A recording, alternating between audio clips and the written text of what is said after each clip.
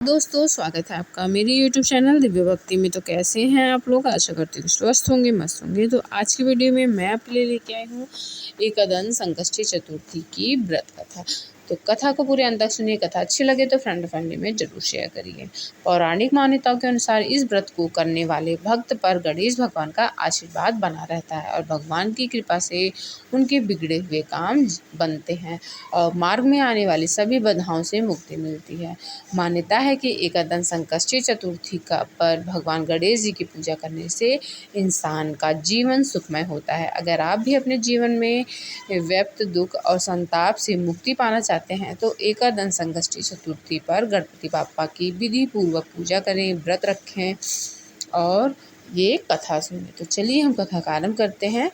पौराणिक कथा के अनुसार विष्णु भगवान का विवाह लक्ष्मी जी के साथ निश्चित हो गया।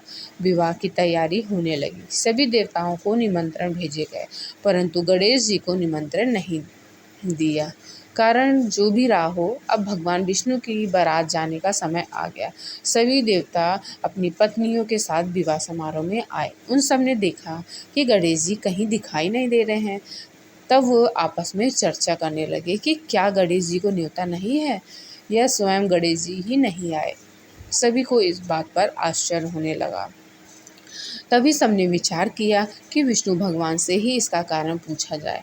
विष्णु भगवान से पूछने पर उन्होंने कहा कि हमने गणेश जी के पिता भोलेनाथ महादेव को न्योता भेजा है।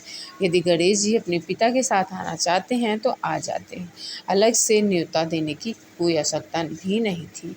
दूसरी बात यह है कि उनको सवा मन मूंग, सवा मन चावल, सवा मन घी और सवा मन लड्डू का भोजन दिन भर में चाहिए। यदि गणेश जी नहीं आएंगे तो कोई बात नहीं, दूसरे के घर जाकर इतना सारा खाना पीना अच्छा भी नहीं लगता।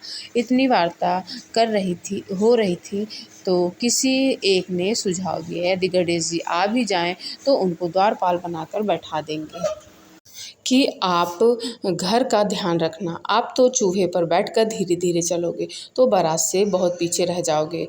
यह सुझाव भी सबको पसंद आ गया। तो विष्णु भगवान ने भी अपनी सहमति दे दी। इतने में गणेश जी वहाँ आ पहुँचे और उन्हें समझा बुझाकर घर की रखवाली करने बैठा दिया। बारात चल दी। तब नारद जी ने कहा कि देखा कि गणेश जी तो दरवाजे पर ही बैठे हुए हैं। तो वो गणेश जी के पास गए और रुकने का कारण पूछा। गणेश जी कहने लगे कि विष्णु भगवान ने मेरा बहुत अपमान किया। नारद जी ने कहा कि आप अपने मूषक सेना को आगे भेज दें तो वह रास्ता खोद देंगे।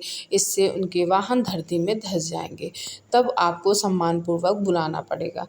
अब तो गणेश जी ने अपनी मूषक सेना जल्दी से आगे भेज दी और सेना ने जमीन को खोद दिया।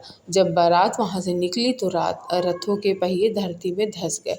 लाख कोशिश करने के बाद भी परंतु पहिए नहीं निकले। सभी ने अपने अपने उपाय किए परंतु पहिए तो नहीं निकले, बल्कि जगह जगह से टूट गए। किसी को समझ में नहीं आ रहा था कि अब क्या किया जाए। तब तो नारद जी ने कहा कि आप लोगों ने गणेश जी का अपमान करके अच्छा नहीं किया। यदि उन्हें मना कर लाया जाए तो आपका कार्य सिद्ध हो सकता है और यह संकट टल सकता है। शंकर भगवान ने अपने दूत नंदी को भेजा और वो गणेश जी को लेकर आए। गणेश जी का आदर सम्मान के साथ पूजा किया गया। तभी कहीं रथ के पहिए निकले। जब रथ के पहिए निकल तो गए परंतु वो टूट गए तो उन्हें सुधारेगा कौन। पास के खेत में खाती काम कर रहा था, उसे बुलाया गया। खाती अपना कार्य करने से पहले श्री गणेशाय नमः कहकर गणेश जी की वंदना मन ही मन करने लगा। देखते ही देखते खाती ने सभी पहियों को ठीक कर दिया। तब खाती कहने लगा कि हे देवताओं, आपने सर्वप्रथम गणेश जी को नहीं मनाया होगा और ना ही उनकी पूजा की होगी, इसलिए तो आपके साथ यह संकट आया है। हम तो मूर्ख अज्ञानी हैं, फिर भी पहले गणेश जी को पूजते हैं, उनका ध्यान करते हैं। आप लोग तो देवतागण हैं, फिर भी आप गणेश जी को कैसे भूल गए। अब आप लोग भगवान श्री गणेश जी की जय बोलकर जय तो आपके सब काम बन जाएंगे और कोई संकट भी नहीं आएगा। ऐसा कहते हुए बारात वहाँ से चल दी और विष्णु भगवान का लक्ष्मी जी के साथ विवाह संपन्न करा के सभी सकुशल घर लौट आए। तो इस व्रत के दिन जो भी ये कथा सुनता है उसकी सभी मनोकामनाएं, सभी संकट दूर होते हैं। तो जोर से बोलिए गणपति बाप्पा की जय। चलिए मिलते हैं एक और नई वीडियो के साथ, तब तक के लिए गणपति बाप्पा मोरया।